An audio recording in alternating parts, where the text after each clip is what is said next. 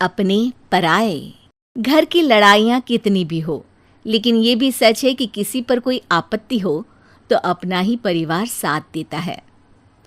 भैया, मेरे पीछे पुलिस लगी है, प्लीज मुझे बचा लो।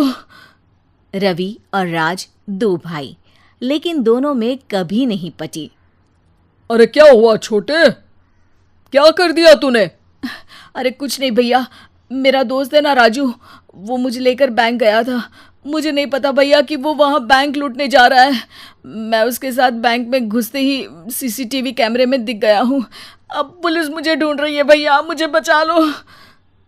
राज कुछ सोचता है, फिर कहता है, ओके, तुम यहीं रुको, मेरा एक दोस्त पुलिस में है, मैं बात करता हूँ।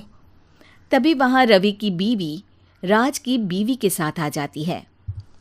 तुम लोगों के घर जब तक पुलिस का आना जाना है, बच्चों को यहीं छोड़ दो, उन पर असर ठीक नहीं पड़ेगा। तभी वहां पुलिस आ जाती है। चलो चलो, कौन है रवि, थाने चलो। मैंने कुछ नहीं किया, मुझे कुछ नहीं पता। अरे वो तो पुलिस स्टेशन चलकर ही पता चलेगा कि कुछ पता है कि नहीं, चलो। कहानी का फ्लैशबैक। भैया, मुझे मेरे मकान में हक चाहिए ही चाहिए। अरे लेकिन छोटे, अभी मेरे बच्चों पर काफ़ी खर्चा है, तेरी भाभी की भी तबीयत ठीक नहीं रहती, बजट बिल्कुल नहीं है कि मैं अलग होकर रहूं। देख लो भैया, 1 महीना है तुम्हारे पास, जल्दी से घर खाली कर दो। अरे कैसी बात कर रहे हैं भैया, मेरे शरीर में अभी इतनी हिम्मत भी नहीं कि घर को खाली करे। तो क्यों अपना पोषण बेचा भाभी? अरे तुम तो जानती हो, पिताजी की बीमारी के कारण उन्हें हमारी ज़रूरत थी, कैसे आते पैसे। ससुर जी तो बूढ़े थे भाभी, उनकी बीमारी में भी पैसे लगाना कौन सा अकल का काम था। तो क्या पिताजी को मैं मरने के लिए छोड़ देता? अरे रवि, तू तो समझ, पापा को हमारी ज़रूरत थी, उन्होंने हमारे लिए हर वो काम किया जिससे हमें खुशी मिले।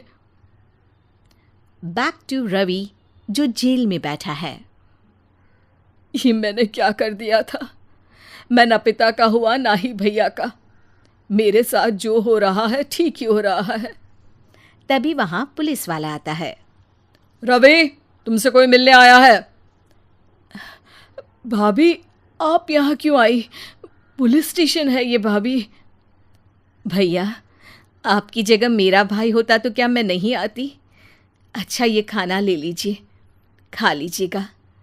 आपके भैया लगे हैं वकीलों और पुलिस वालों से बात करने में, डरने की कोई बात नहीं, जब आपने गुनाह किया ही नहीं तो सज़ा भी नहीं मिलेगी। रवि भाभी को देखकर रोने लगता है। घर में साक्षी चुपचाप बैठी होती है कि तभी सोनम कहती है, अरे साक्षी, क्या हुआ, परेशान क्यों हो रही हो? भाभी, अभी अभी पुलिस स्टेशन से खबर आई है, इन्हें बड़े जेल में शिफ्ट किया जा रहा है, मैं क्या करूंगी भाभी?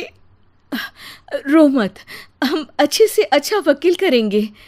लेकिन उसमें तो बड़े पैसे लगेंगे दीदी, हम इतना पैसा कहाँ से लाएंगे? अरे क्यों, ये मकान है ना, और मेरे कुछ गहने भी हैं। साक्षी की आंखों में पानी आ जाता है। पर दीदी, ये तो आप और भैया की मेहनत की कमाई है।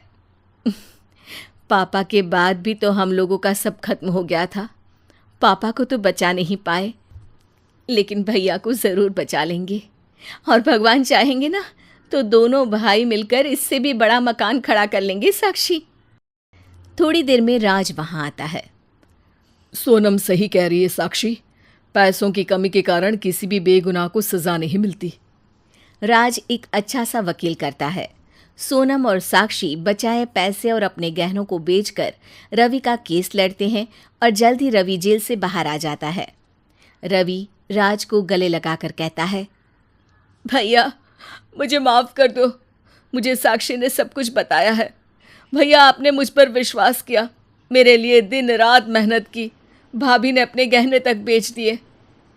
भैया, आपने तो पापा के लिए भी पैसे नहीं देखे, लेकिन मैं बहुत ही सेल्फिश निकला। भैया, एक आखिरी बार मुझे माफ़ कर दो, मैं शर्मिंदा हूँ। अरे भाई, अपने तो अपने ही होते हैं, पापा ने हमारे लिए क्या नहीं किया ये तुम्हें बताने की ज़रूरत नहीं है मुझे। और फिर तू तो मेरा भाई है, पैसे से बढ़कर रिश्ते होते हैं भाई।